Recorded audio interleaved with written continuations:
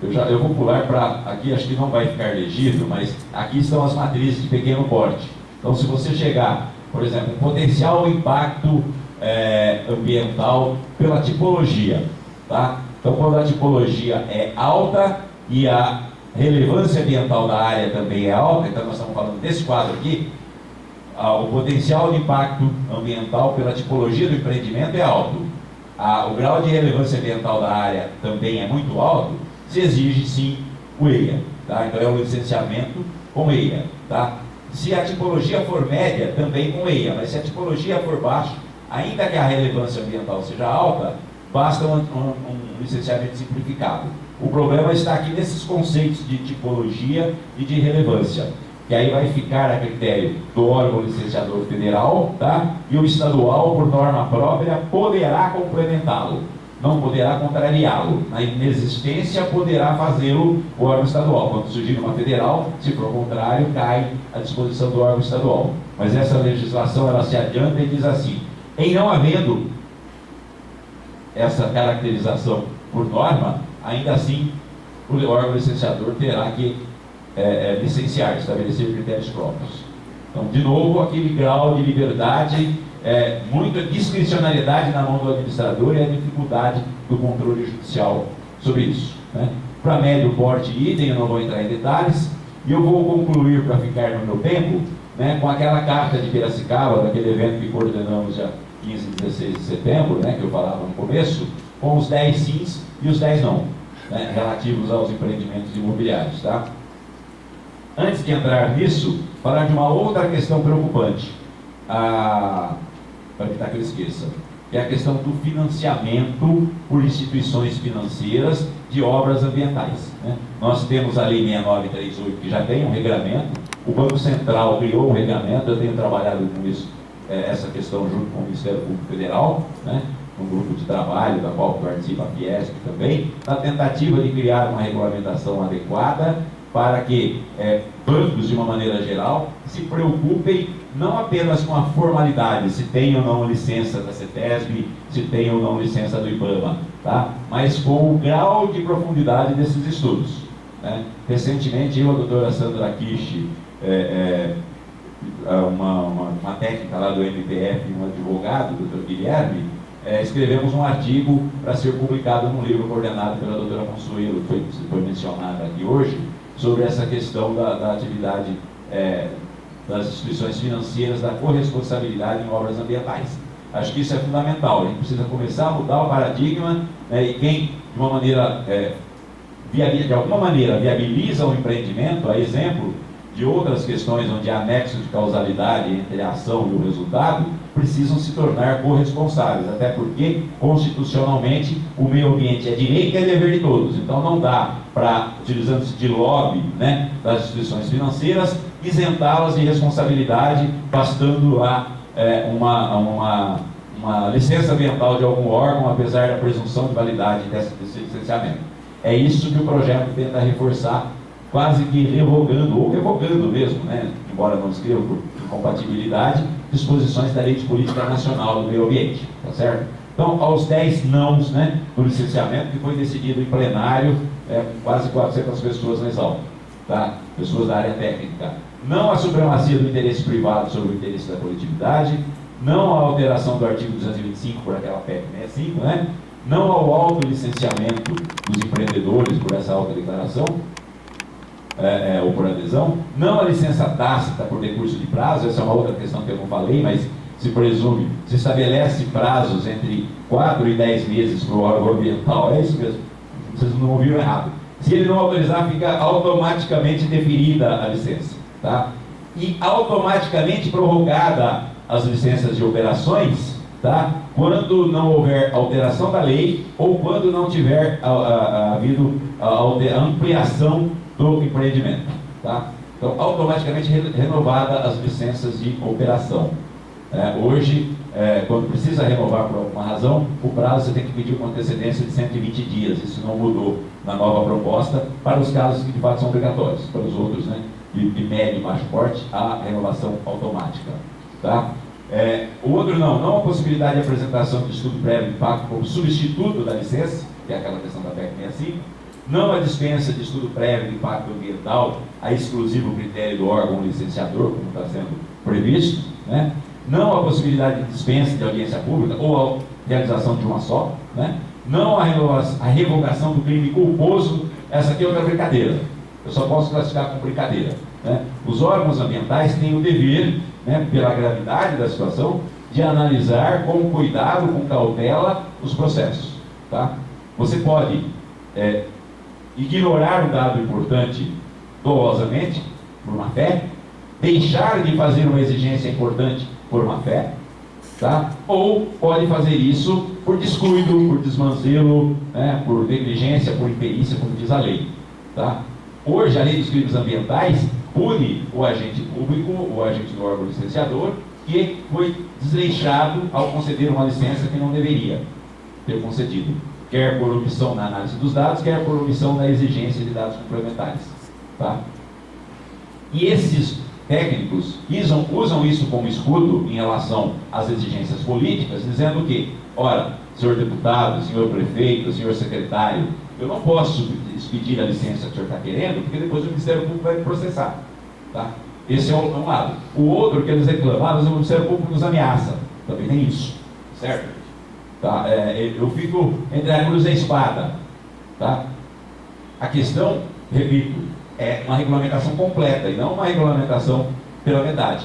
Tirar o crime culposo, se por um lado protege o servidor que não agiu dolosamente, por outro lado, praticamente inviabiliza um controle ambiental de tal gravidade. Eu sei que o crime deve ser a última razão, não é toda conduta que deve ser criminalizada, não ignoro e até concordo com isso, mas em matéria ambiental, a gravidade das consequências do delito é muito grande no geral. Então precisa sim ter criminalização. Aliás, eu acho até que as penas dos crimes ambientais são muito baixas, né? Isso nós discutimos aqui.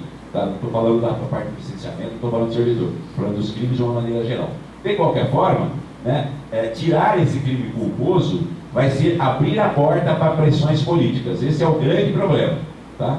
E também vai ficar muito difícil demonstrar, na prática, que o servidor, o técnico que emitiu uma licença, se ele agiu de fato de má fé. Pelo menos havia a válvula de escape do crime culposo. A partir de agora ele não vai ter consequência nenhuma. E se houver uma condenação do Estado, quem vai arcar é o erário público, não será ele. Então é muito perigoso essa retirada do crime culposo, embora eu acho que vai ser muito difícil evitar, porque aqui está, de fato, o interesse dos deputados, né? Ter essa pressão mais aberta, sem a chance de negativa por parte do servidor.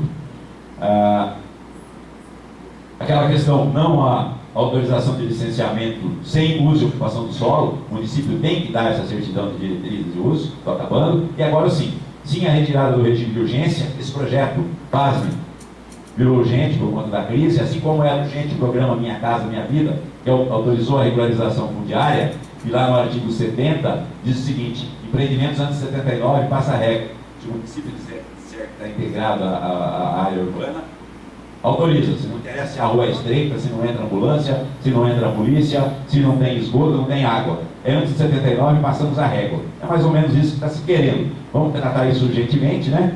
Mas a urgência acabou não indo tanto. A questão da CID eu já falei, né? Para equipar os órgãos públicos, né? O regramento objetivo dos requisitos ambientais para trazer segurança são sim, né? Sim ao cumprimento dos compromissos internacionais do Brasil, né? Sim ao método trifásico LP, LI, LO, né?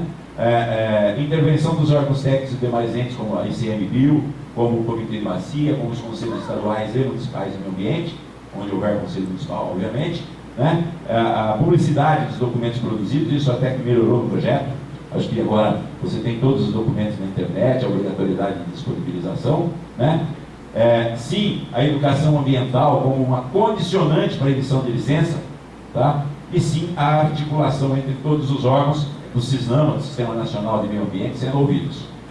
Eu peço desculpa por ter corrido, acho que acabei excedendo aí 4 minutos do meu tempo, pelo meu controle, se eu estiver certo. Procurei dar um panorama geral, né? Teriam outros detalhes, como eu disse, já sabia que não seria possível em meia hora, mas eu espero ter alertado aqueles que não tinham ainda esse grau de consciência da gravidade dessa situação e esperamos todos juntos, até porque meio ambiente não se faz a uma ou duas mãos, se faz a um conjunto de pessoas, né? Possamos trabalhar juntos e estar vigilantes, né? Para que tenhamos sim uma legislação de licenciamento ambiental, aperfeiçoemos, mas com os cuidados necessários, né? Sejamos felizes nessa tarefa. Muito obrigado.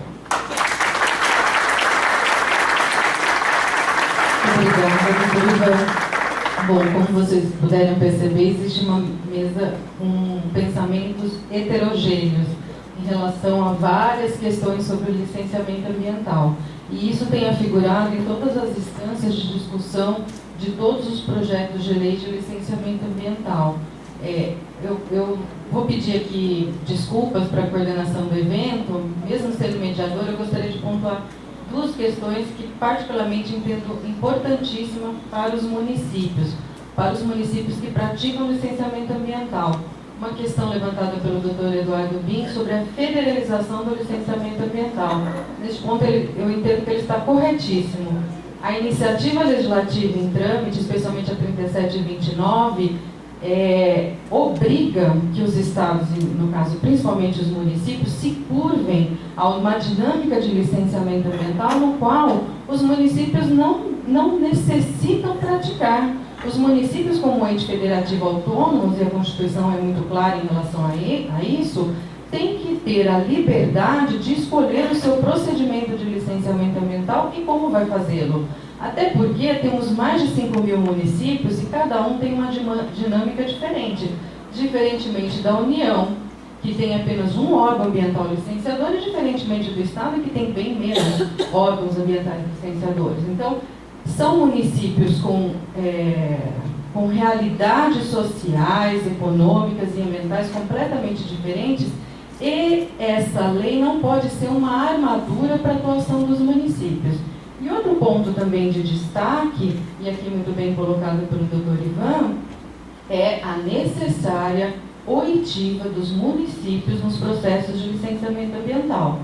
Seja a União, seja o Estado, o órgão licenciador, não tem cabimento que o prefeito ou secretário de meio ambiente, que a população daquele município desconheça e não possa contribuir com aquele licenciamento ambiental, seja com as questões urbanísticas locais, lei de ocupação do solo, parcelamento, plano diretor, entre outros, seja em relação às questões ambientais, que são as diretrizes locais, que nem o Estado e a União têm obrigação de conhecer, mas que o município, sim, tem obrigação de informar e subsidiar aquele licenciamento, para que quando aquele empreendimento ou atividade se dê no município, não seja um choque e a população e os órgãos ambientais sejam obrigados a intervir depois que as licenças ambientais foram emitidas, o que gera uma insegurança jurídica enorme, tanto para os outros órgãos licenciadores, quanto para o próprio município, e ainda pior, para o empreendedor que gastou tanto dinheiro com taxas e estudos ambientais, que a gente sabe que é muito caro, ter o seu empreendimento impedido porque as questões locais não foram observadas. E no projeto de lei, diga-se de passagem, muito pouco se fala de município, muito pouco se fala de conselhos ambientais municipais. Os municípios, eles estão à margem desses projetos de lei, e isso é muito perigoso. Isso é muito perigoso porque o meio ambiente é uma questão local também, independentemente do seu impacto. Então, fazendo essa observação rápida, eu gostaria então de colocar as questões aqui do pleno da plateia para os debatedores, e gostaria de fazer um questionamento direto ao Dr. Eduardo Bin. Hoje